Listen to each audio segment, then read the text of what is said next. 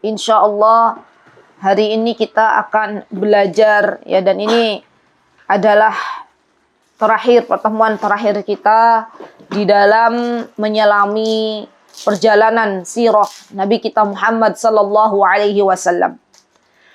Di ujung senja kita tahu bahwasanya Rasulullah sallallahu alaihi wasallam ketika beliau berhaji wada, dan ini sudah kita pelajari di pertemuan kemarin, Allah Subhanahu wa taala menurunkan ayatnya surah An-Nasr, a'udzubillahi minasyaitonir rajim. Idza jaa nasrullahi wal fath wa ra'aitan nasa yadkhuluna fi dinillahi afwaja fasabbih bihamdi rabbika wastaghfir innahu kana tawwaba.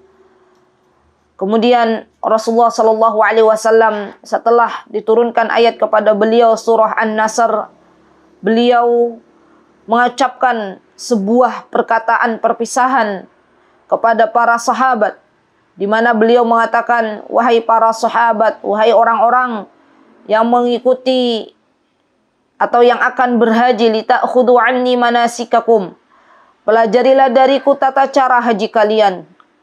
Dan ini adalah kata-kata yang menyiratkan perpisahan. Rasulullah mengatakan, la'alli la alqakum ba'da ami hada, bisa jadi aku tidak berjumpa lagi dengan kalian setelah tahun ini. Subhanallah. Kemudian ketika Rasulullah sallallahu alaihi wasallam tiba di kota Madinah, beliau tak lupa berziarah kubur ke makam para sahabat yang dikubur di Baqi', mendoakan keluarganya juga, kemudian menziarahi dan mendoakan para syuhada perang Uhud ya, di bukit Uhud. Kemudian beliau berkhutbah kepada para sahabatnya, dan ini adalah sebuah pesan yang Rasulullah sallallahu alaihi wasallam katakan kepada para sahabatnya. Ya. Di antara pesan beliau, teman-teman yang dimuliakan oleh Allah Subhanahu wa taala, kepada para sahabatnya kala itu, beliau berwasiat atau beliau berpesan, di antaranya agar ya, pesan beliau sebelumnya, dan itu adalah sebagai pesan atau wasiat ya terakhir Rasulullah sallallahu alaihi wasallam. Di antaranya beliau berpesan bahwasanya pasukan Usama bin Zaid, kita tahu bahwasanya ada seorang sahabi yang sangat luar biasa cerdasnya. Beliau bernama Usama bin Zaid. Dari masa mudanya Usama bin Zaid ini, teman-teman, pernah ingin ikut berperang ya. Dari masa waktu Usama masih menginjak belum menjadi seorang pemuda ya, Usama ingin berperang, tapi Rasulullah SAW waktu itu belum memperbolehkannya. Maka ketika Usama itu, subhanallah, diperbolehkan untuk ikut berperang ya dengan oleh Rasulullah SAW, maka akhirnya Usama menjadi seorang komandan atau seorang ahli dalam berperang.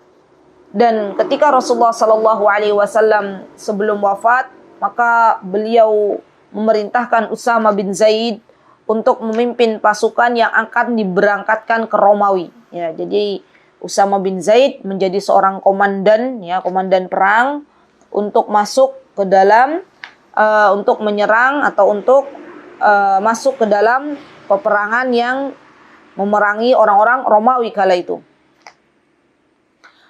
Kemudian apa yang dipesankan oleh Rasulullah sallallahu alaihi wasallam kepada para sahabatnya, beliau berpesan juga di dalam pesan-pesan beliau ya, bahwasanya beliau mengatakan, semoga Allah membinasakan orang-orang Yahudi dan Nasrani. Mereka telah menjadikan kuburan nabi-nabi mereka sebagai masjid. Dan pesan beliau, janganlah kalian jadikan kuburanku sebagai berhala yang disembah. Dan pesan ini, teman-teman, akan kita ingat ya sampai hari kiamat, bahwasanya tidak boleh kita sebagai seorang muslimah yang taat kepada Allah dan Rasulnya menjadikan kuburan Rasulullah Sallallahu Alaihi Wasallam sebagai tempat sujud, ya, atau sebagai tempat untuk sholat, karena ini dilarang oleh Rasulullah Sallallahu Alaihi Wasallam. Bahkan para ulama memperdebatkan ya adanya salat yang tidak sah ketika di dalam masjid itu ada kubur orang yang sudah meninggal dunia. Dan kita tahu di Masjid Nabawi sejatinya Rasulullah SAW itu bukan dikubur di Masjid Nabawi, melainkan beliau dikubur di rumahnya istri beliau, yaitu Aisyah radhiyallahu anha.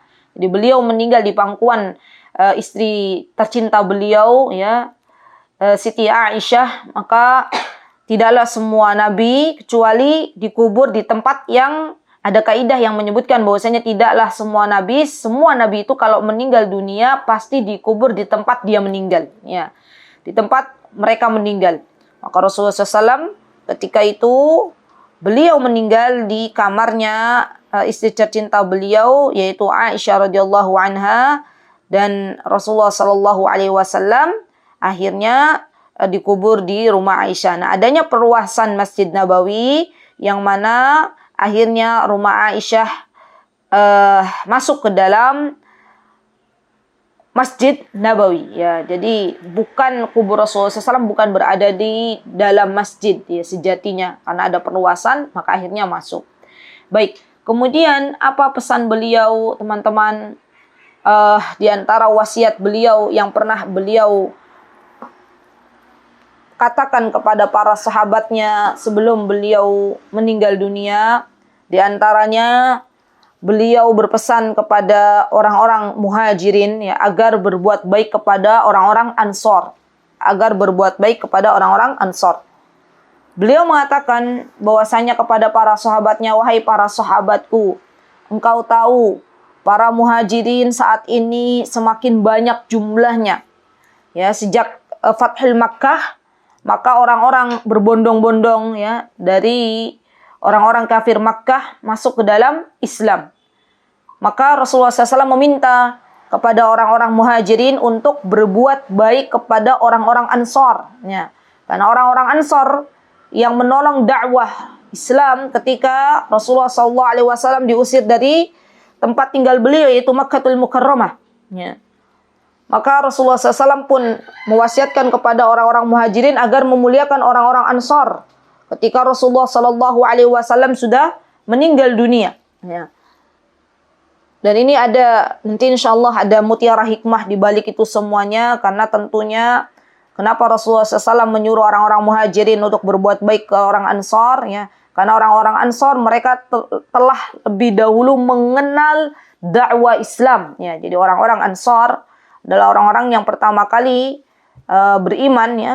Dan waktu itu orang-orang muhajirin masih sedikit jumlahnya. Dan saat ini orang-orang muhajirin dengan banyaknya jumlah mereka setelah kejadian Fathul Makkah, maka Rasulullah SAW mewasiatkan kepada orang-orang muhajirin yang baru masuk ke dalam Islam, ya, untuk berbuat baik dan memuliakan orang-orang Ansor. Siapa orang-orang Ansor? Orang-orang Ansor adalah orang-orang yang kala itu tinggal di kota Madinah, ya, Madinatun Nabawiyah, dan kala itu mereka menyambut kedatangan Rasulullah Sallallahu Alaihi Wasallam dengan sukacita, ya, menerima dakwah Rasulullah SAW. Bahkan orang-orang Ansor ini mereka tak segan-segan untuk berbuat baik kepada Rasulullah SAW dan para sahabatnya. Bahkan orang-orang Ansor mereka rela untuk membagi harta mereka, rumah mereka, istri mereka untuk orang-orang muhajirin, ya. Sampai-sampai Abdurrahman bin Auf, seorang muhajir, ketika datang ke Madinah Nabawiyah, ya, beliau ditawarkan oleh orang Ansor, wahai Abdurrahman, aku punya istri lebih dari satu, aku punya rumah, apa yang kau inginkan maka aku akan lepas istriku untuk menjadi istrimu. Apa yang kau inginkan dari hartaku, aku akan lepas untukmu. Subhanallah, beginilah akhlak Abdurrahman ketika ditawari istri dan harta. Abdurrahman tidak kemudian menerimanya. Abdurrahman mengatakan, wahai saudariku orang Ansar, tunjukkan di mana pasar. Masya Allah, ini adalah kemuliaan yang dimiliki oleh Abdurrahman bin Auf, ya. Jadi tidak serta-merta beliau menerima tawaran orang-orang Ansar ketika orang-orang Ansar ingin memberikan harta dan istrinya kepada orang-orang muhajirin. Subhanallah. Kemudian apalagi teman-teman yang diwasiatkan oleh Rasulullah Sallallahu Alaihi Wasallam kepada para sahabatnya. Di antaranya beliau mewasiatkan para sahabatnya untuk senantiasa berpegang teguh dengan Al-Quran dan As-Sunnah. Subhanallah. Inilah wasiat Rasulullah Sallallahu Alaihi Wasallam. Tidaklah kita hidup, teman-teman, kecuali kita semuanya diperintahkan oleh Allah Subhanahu wa Ta'ala dan Rasulnya untuk memiliki panduan. Apa itu panduannya? Panduannya adalah kita senantiasa berpegang teguh dengan Al-Quran dan As-Sunnah. Walaupun orang-orang yang berpegang teguh dengan Al-Quran dan As-Sunnah kelak akan mendapatkan ujian-ujian, ya Allah Subhanahu wa Ta'ala akan ketahui mana orang-orang yang benar dalam menjalankan ketaatan kepada Allah Subhanahu wa Ta'ala dan mana orang-orang yang dia akhirnya gugur di dalam menjalankan ketaatan kepada Allah Subhanahu wa Ta'ala. Allah Subhanahu wa Ta'ala mengatakan di dalam Al-Quran, wa'tasimu bihablillahi jami'an wa la tafarraqu. Berpeganglah kalian semuanya kepada tali agama Allah. Yang dimaksud dengan tali agama Allah adalah Al-Quran. Ya. Kemudian Rasulullah SAW mengatakan kepada para sahabatnya, ya, kepada para sahabat radhiyallahu anhum jami'an, beliau mengatakan, ya, kata beliau, sesungguhnya tidak ada yang lebih baik dari kalian kecuali Al-Quran dan As-Sunnah. Dan beliau sallallahu alaihi Muhammad yang mengabarkan kepada para sahabatnya, sesungguhnya janganlah kalian berpecah belah, karena sesungguhnya kaum-kaum terdahulu mereka terpuruk, ya, mereka musnah, mereka tidak ada persatuan karena di antara mereka berpecah belah. Dan ini adalah wasiat-wasiat dari Rasulullah sallallahu alaihi wasallam. Teman-teman yang dimuliakan oleh Allah dan oleh Allah Subhanahu wa Ta'ala, kemudian wasiat apa lagi yang Rasulullah sallallahu alaihi wasallam tanamkan untuk kita sebagai umatnya? Di antaranya Rasulullah SAW mewasiatkan kepada kita semuanya bahwasanya ketika Rasulullah SAW memerintahkan kita umatnya untuk salat, maka Rasulullah SAW mewasiatkan kita umatnya untuk menjaga salat, sampai kapan? Sampai Allah wafatkan kita.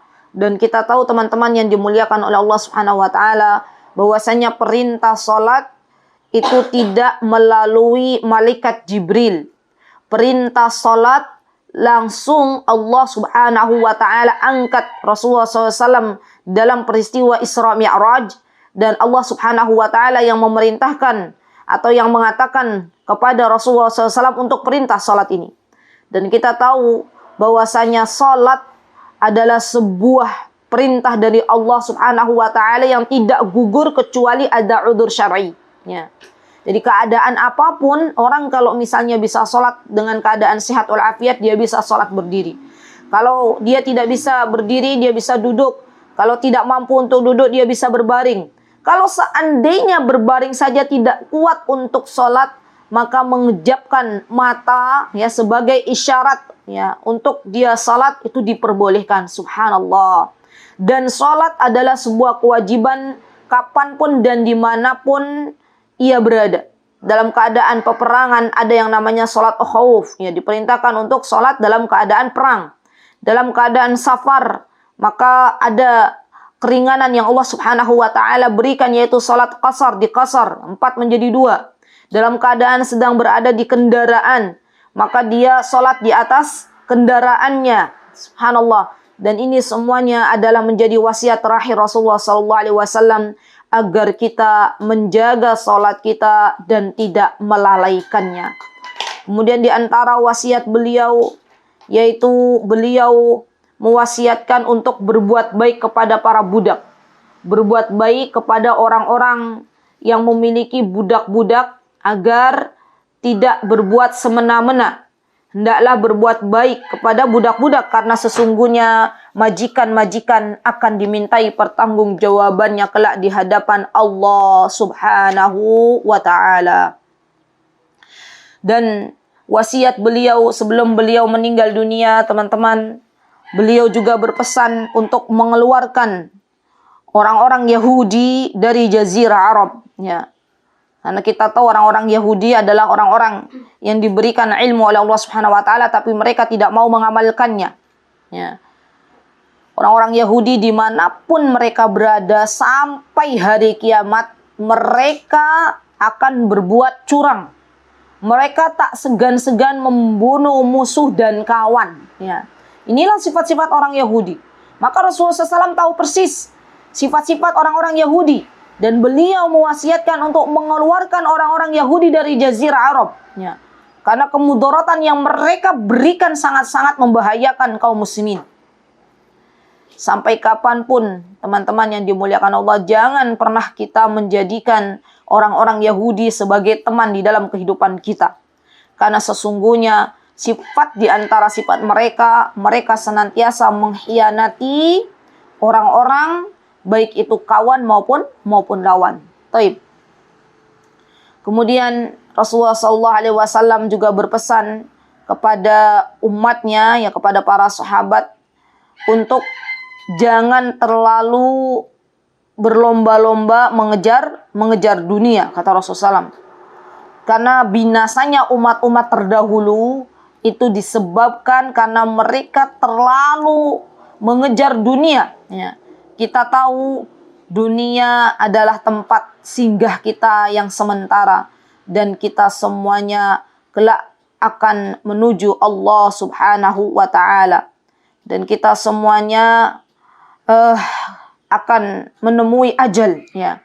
Dan akhirat adalah tempat terbaik kita di sisi Allah Subhanahu wa ta'ala. Taib. Teman-teman yang dimuliakan oleh Allah Subhanahu wa ta'ala, Rasulullah sallallahu alaihi wasallam ketika beliau, ya, akan menemui ajalnya dan beliau meninggal dunia pada waktu atau pada tahun 11 Hijriah, mohon dicatat ya, diingat-ingat, pada tahun 11 Hijriah tanggal 12 Rabiul Awal. 12 Rabiul Awal pada hari Senin. Jadi pada hari Senin Rabiul Awal beliau meninggal dunia. Ya. Dan sebelum meninggal dunia, Rasulullah SAW itu banyak sekali tanda-tanda sebelum beliau meninggal dunia. Di antaranya pada bulan Safar, ya, pada bulan Safar, ya, tanggal 28 kurang lebih di akhir-akhirnya, ketika Rasulullah SAW menghadiri penguburan jenazah seorang sahabat di Baqi, ya. Kemudian beliau kembali ke rumah beliau, maka beliau merasakan kepala yang sangat berat, pusing yang sangat amat, ya. Dan beliau mulai merasa demam, ya, merambat ke sekujur tubuhnya, sampai-sampai para sahabat radhiyallahu anhum jami'an ketika melihat Rasulullah SAW merasakan sudah mulai demam itu, mereka memakaikan sorban, ya, ke Rasulullah Sallallahu Alaihi Wasallam.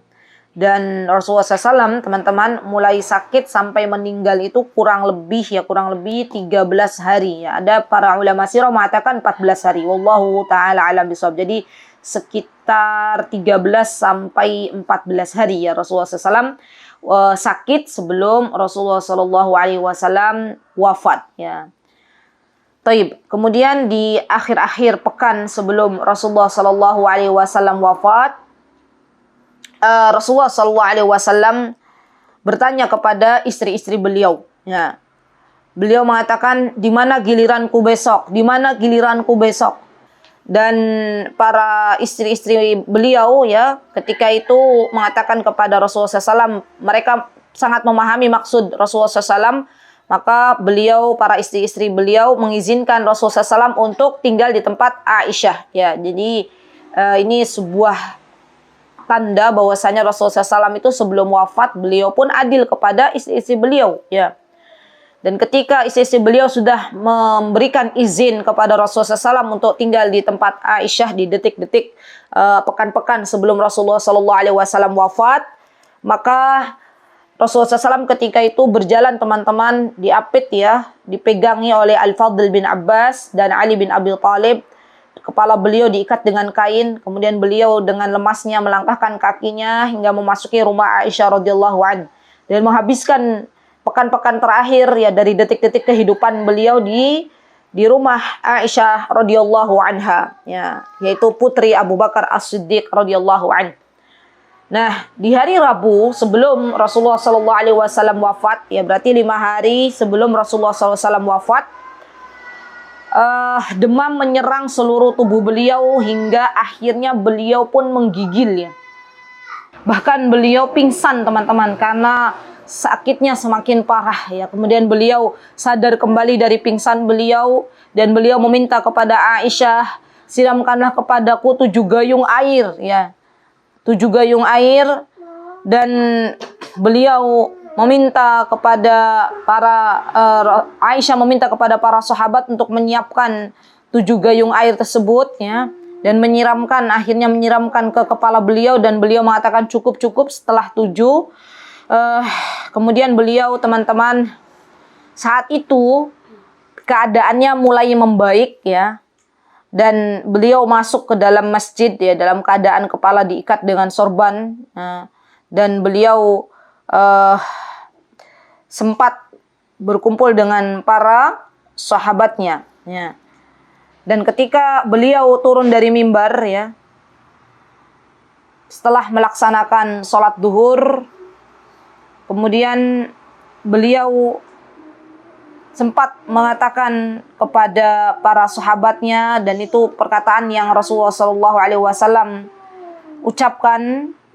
Di antaranya beliau mengatakan bahwasanya sesungguhnya beliau memiliki aku mewasiatkan kepada kalian ya tentang wasiat-wasiat ya. Siapa di antara kalian yang memiliki hutang maka bayarlah. Maka kemudian ada di antara mereka yang mengacungkan tangan ya. Kemudian Rasulullah SAW mengatakan, siapa yang pernah dicambuk olehku, maka hari ini silahkan cambuk diriku ya. Karena aku tidak mau ketika bertemu dengan Rabbku ada hak-hak hamba-hamba Allah Subhanahu wa taala yang aku ambil. Subhanallah. Ini menunjukkan Rasulullah SAW dengan kemuliaan yang luar biasa akhlak beliau. Beliau mau menghadap Allah Subhanahu wa taala tanpa mendolimi siapapun di antara para sahabatnya. Beliau menginginkan bahwasanya ketika menghadap Allah Subhanahu wa taala dalam keadaan hati yang bersih. Dan beliau mengatakan sesungguhnya ada seorang hamba yang diminta untuk memilih satu dari 2 hal oleh Allah, antara diberikannya kepadanya segala kemewahan dunia atau diberikan kepadanya apa yang ada di sisi Allah, maka ia memilih apa yang di sisi Allah. Nah, ketika Rasulullah SAW mengatakan demikian, Abu Bakar As-Siddiq, teman-teman, sangat mengerti maksud Rasulullah SAW. Kata Rasulullah SAW, ketika Rasulullah mengatakan hamba tersebut memilih apa yang ada di sisi Allah, maka Abu Bakar pun menangis sejadi-jadinya. Para sahabat ketika itu heran melihat Abu Bakar menangis, dan Abu Bakar paham bahwasanya itu adalah perpisahan dirinya bersama Rasulullah sallallahu alaihi wasallam. Kemudian Rasulullah SAW mengatakan, kata beliau, sesungguhnya orang yang paling aku percaya dalam persahabatan dan harta adalah Abu Bakar. Seandainya aku menjadikan seseorang sebagai kekasihku atau sebagai khalilku selain Allah Subhanahu wa taala, maka niscaya aku menjadikan Abu Bakar sebagai khalilku, sebagai kekasihku. Hanya saja kata Rasulullah SAW, yang ada saat ini adalah persaudaraan Islam dan kasih sayang karena Islam. Maka tidak ada satupun dari pintu masjid yang tidak ditutup kecuali pintu bagi Abu Bakar. Subhanallah, ini teman-teman mutiara hikmah yang bisa kita ambil tentang as-suhbah, tentang persahabatan Rasulullah SAW dengan Abu Bakar. Sampai-sampai ketika Rasulullah SAW akan berhijrah ya ke Madinah Nabawiyah, Rasulullah SAW di siang hari terik sangat panas itu datang ke rumah Abu Bakar dan memberikan kabar kepada Abu Bakar radhiyallahu an tentang keinginan beliau agar ditemani oleh Abu Bakar radhiyallahu an. Maka Abu Bakar pun ketika itu menangis. Dan ini subhanallah, Abu Bakar ini memiliki hati yang lembut ya. Beliau mengatakan as-suhbah, as-suhbah. Ketika Rasulullah SAW mengatakan, wahai Abu Bakar, kalau engkau menemaniku untuk berhijrah, maka yang ada engkau harus siap apapun yang terjadi di perjalanan. Engkau akan terbunuh, engkau akan membelaku dan lain sebagainya. Apakah engkau siap? Maka Abu Bakar mengatakan, as-suhbah, as-suhbah ya Rasulullah. Persahabatan, persahabatan ya Rasulullah. Aku siap untuk menjadi tameng untukmu. Aku siap membelamu. Sampai Abu Bakar pun akhirnya menangis. Dan Aisyah kala itu melihat keadaan demikian ya. Dan akhirnya yang menjadi teman bagi beliau di dalam perjalanan hijrah menuju ke Madinah adalah Abu Bakar radhiyallahu an. Dan 4 hari sebelum wafat Rasulullah SAW, teman-teman, yaitu di hari Kamis ya, beliau semakin parah sakit beliau ya. Kemudian beliau memanggil untuk memanggil para sahabatnya ya, dan beliau mengatakan, aku tuliskan untuk kalian sebuah pesan yang kalian tidak akan tersesat setelahnya ya. Dan kala itu ada beberapa para sahabat yang sudah sepuh, yang sudah senior, diantaranya adalah Umar bin Khattab ya. Beliau mengatakan, kata beliau, sesungguhnya rasa sakit telah mempengaruhi kesadaran Rasulullah SAW ya. Dan Rasulullah SAW ketika itu mengatakan, cukuplah Al-Quran teman bagi kalian ya, cukuplah As-Sunnah menjadi teman kalian ya. Ketika terjadi perselisihan dan pertengkaran, maka kembalilah kepada Al-Quran dan As-Sunnah ya. Ini adalah wasiat Rasulullah Sallallahu Alaihi Wasallam ya. Kemudian di waktu Isya, berarti di hari Kamis ya teman-teman, sakit Rasulullah SAW semakin parah hingga beliau tidak bisa ke masjid kala itu. Dan Aisyah radhiyallahu anha mengabarkan kepada Rasulullah SAW ya, wahai Rasulullah, apakah orang-orang akan engkau imami atau seperti apa ya? Mereka menunggumu untuk sholat ya. Maka Rasulullah SAW mengatakan, siapkan untukku air di bejana ya. Kemudian Rasulullah SAW mandi, dan ketika beliau hendak bangkit, beliau pingsan teman-teman. Ketika beliau sadar dari pingsannya, maka beliau mengatakan, apakah orang-orang telah menunaikan salat ya? Apakah orang-orang sudah menunaikan salat? Maka ketika itu Rasulullah SAW mulai memerintahkan Abu Bakar As-Siddiq untuk menjadi imam ya. Dan Abu Bakar pun akhirnya mengiyakan untuk menjadi imam bagi kaum muslimin kala itu sebagai ganti Rasulullah Sallallahu Alaihi Wasallam. Dan pada hari Sabtu atau hari Ahad ya, Nabi kita Muhammad Sallallahu Alaihi Wasallam ketika itu merasakan adanya berkurang ya dari penyakit beliau, dan beliau ketika itu dalam keadaan semakin membaik. Beliau merasakan adanya kebaikan, adanya kesehatan di dalam tubuh beliau ya ketika itu. Dan beliau ketika di hari 2 hari atau sehari sebelum beliau wafat ya, beliau ingin sholat di masjid ya. Dan beliau akhirnya masuk ke dalam masjid. Ketika itu Abu Bakar yang menjadi imam dan Rasulullah SAW berada di sampingnya. Abu Bakar sholat dalam keadaan berdiri, teman-teman. Beliau merasakan sudah baikan ya, jadi beliau ke masjid, tapi beliau belum kuat untuk sholat dalam keadaan berdiri. Maka Rasulullah SAW ketika itu sholat dalam keadaan duduk di samping Abu Bakar As-Siddiq radhiyallahu an. Ya. Berada di samping Abu Bakar. Kemudian setelah itu Abu Bakar pun memimpin sholat. Dan di hari Ahad ya, sehari sebelum Rasulullah Sallallahu Alaihi Wasallam, beliau memerdekakan budak-budaknya, subhanallah, dan bersedekah dengan 6 atau 7 dinar yang dimiliki oleh Rasulullah Sallallahu Alaihi Wasallam. Beliau memberikan senjata-senjatanya kepada kaum muslimin ya. Dan inilah teman-teman detik-detik terakhir di ujung senjanya perpisahan Rasulullah SAW. Dan siapapun dari kita yang mengerti akan datangnya ajal ya, maka dia akan mensedekahkan seluruh hartanya, mensedekahkan harta yang ia miliki untuk ia bawa ke akhirat, ya, karena sesungguhnya harta yang disedekahkanlah yang akan dibawanya ke akhirat, dan harta yang ada di dunia akan menjadi warisan bagi anak-anak dan kerabatnya. Maka Rasulullah SAW memberikan senjata-senjatanya kepada kaum muslimin, ya.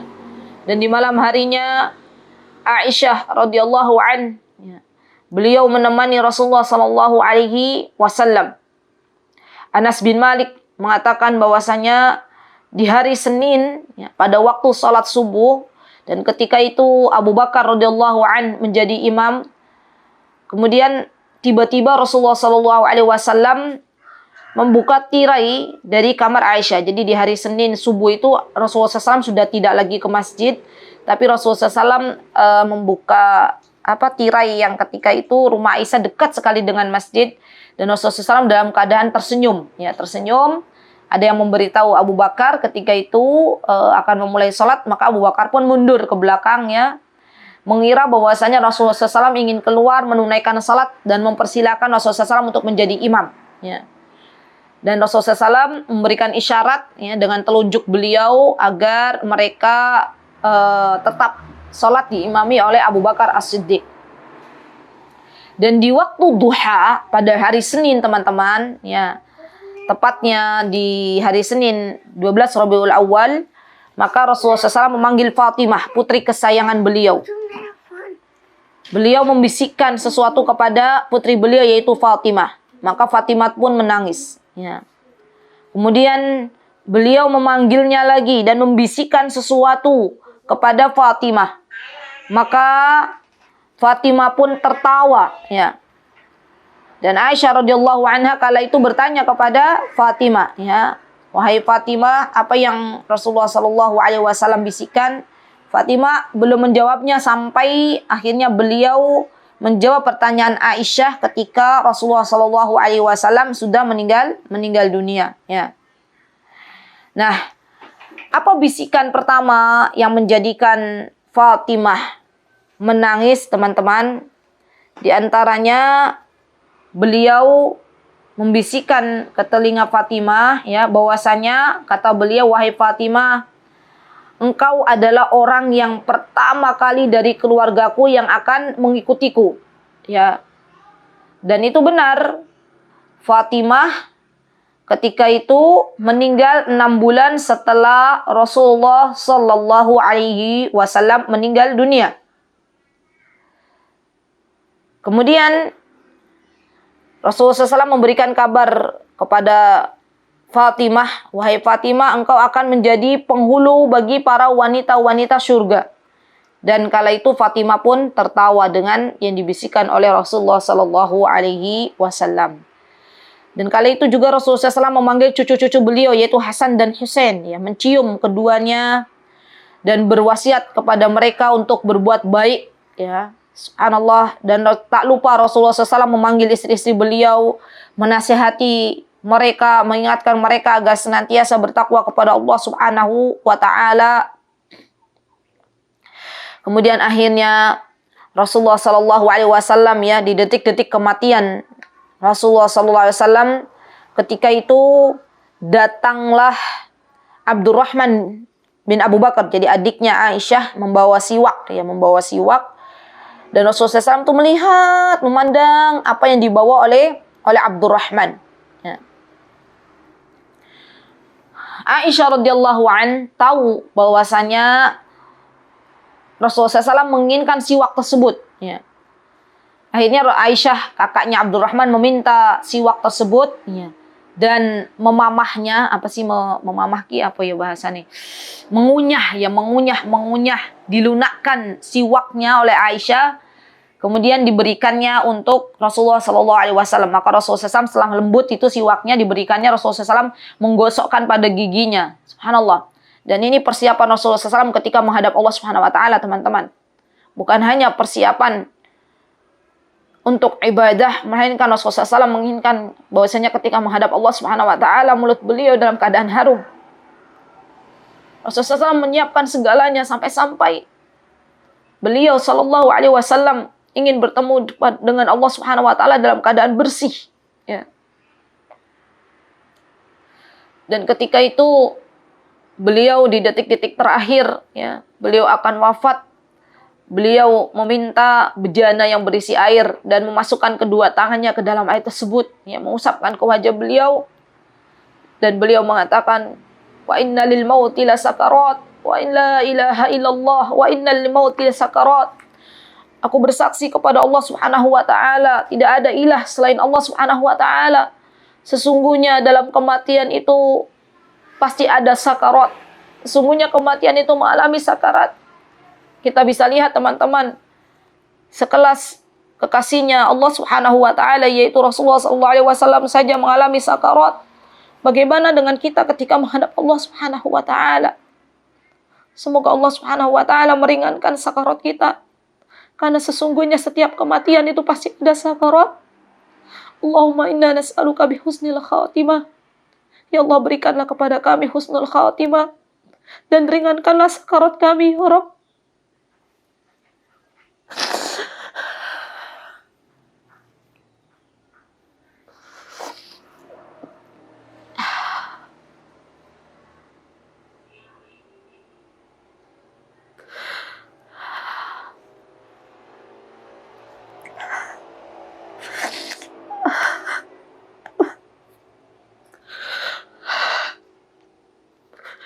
Dan tak berapa lama teman-teman setelah Rasulullah SAW bersiwak, Rasulullah mengangkat tangan beliau, mengangkat jari beliau, dan menatap pandangannya ke atap.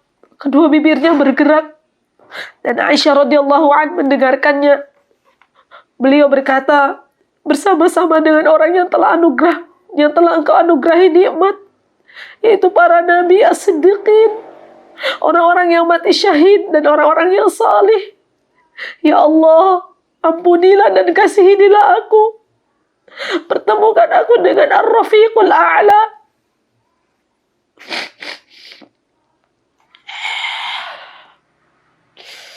Dan para ulama sirah mengatakan Ar-Rafiqul A'la adalah para nabi yang tinggal di Aliyin, yang paling tinggi. Dan beliau teman-teman mengulangi kalimat ini sampai 3 kali. Ya. Kemudian Allah Subhanahu wa taala akhirnya menyabut nyawa beliau. Dan kejadian ini tepatnya di hari Senin ketika usia beliau mencapai 63 tahun, ya, lebih 4 hari. Maka ketika para sahabat mendengar berita yang menyedihkan, ya, dan penjuru kota Madinah, ya, semua orang mendengarnya sampai ke penjuru kota Madinah. Sampai-sampai teman-teman ada di antara mereka yang tidak percaya atas kematian, ya, kematian Rasulullah SAW, di antaranya Umar bin Khattab.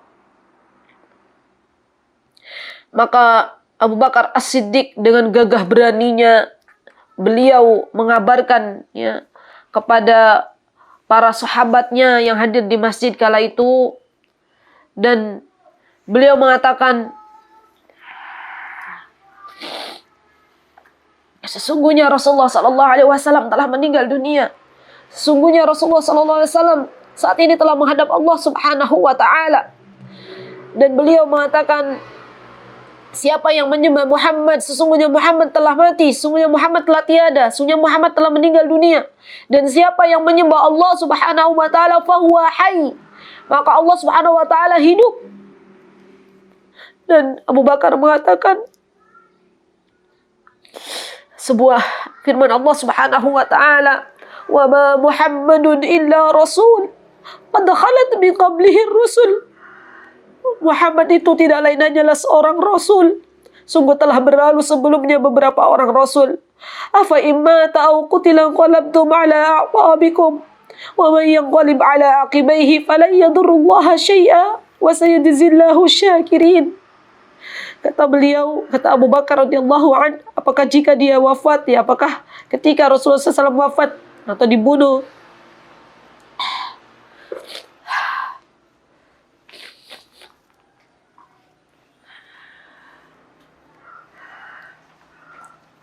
Maka barang siapa di antara kalian yang mundur, yang murtad setelah terbunuhnya atau setelah meninggalnya Rasulullah sallallahu alaihi wasallam, maka Nabi Muhammad tidak akan bisa mendatangkan mudarat ya kepada siapapun ya selain izin Allah Subhanahu wa taala, dan Allah Maha memberikan balasan bagi orang-orang yang bersyukur. Dan akhirnya teman-teman, subhanallah, inilah detik-detik di mana ketika itu ada para sahabat yang akhirnya ya setelah Rasulullah sallallahu alaihi wasallam meninggal dunia, ada para sahabat yang murtad kembali ya, yang orang-orang yang sudah masuk Islam kemudian murtad kembali. Dan ini menjadi perjuangan sendiri bagi Abu Bakar radhiyallahu an ya, memerangi orang-orang yang murtad ya, Masya Allah. Dan Rasulullah SAW telah meninggalkan kita semuanya, tetapi apa yang beliau ajarkan untuk kita sampai detik ini bisa kita rasakan.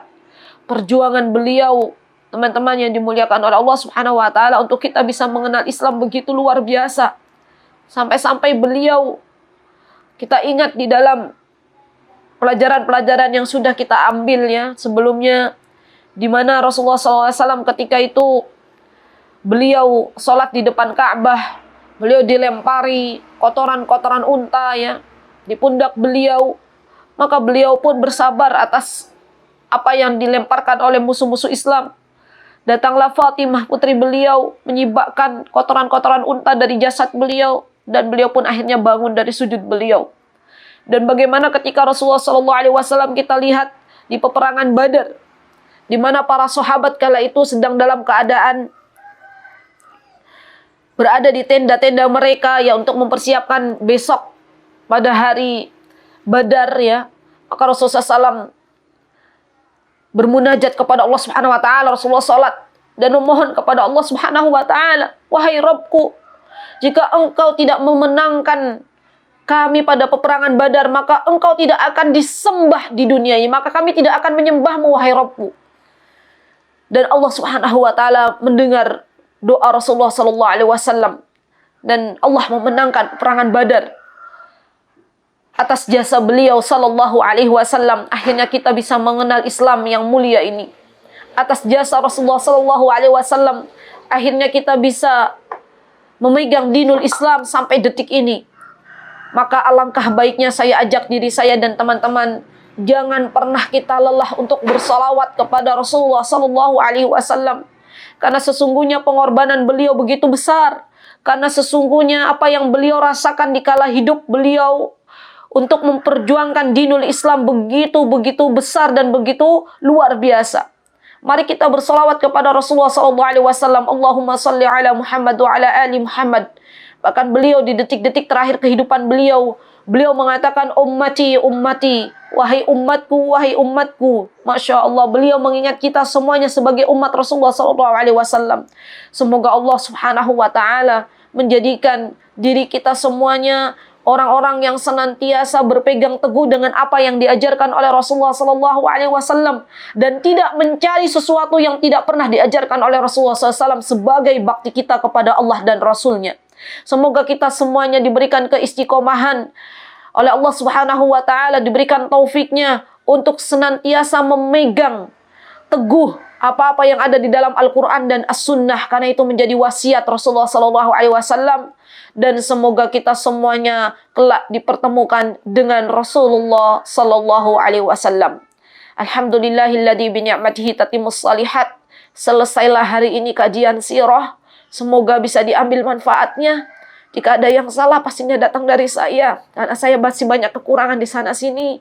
Jika ada yang benar datangnya dari Allah Subhanahu wa taala, silakan ambil dan sebarkan, mudah-mudahan bermanfaat.